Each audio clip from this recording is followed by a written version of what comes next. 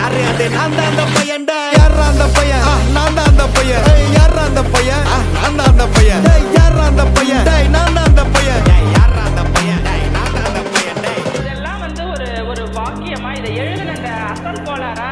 அவருக்கெல்லாம் அசல் கோளாறு இல்லை அவரெல்லாம் முழு கோளாறு தான் அந்த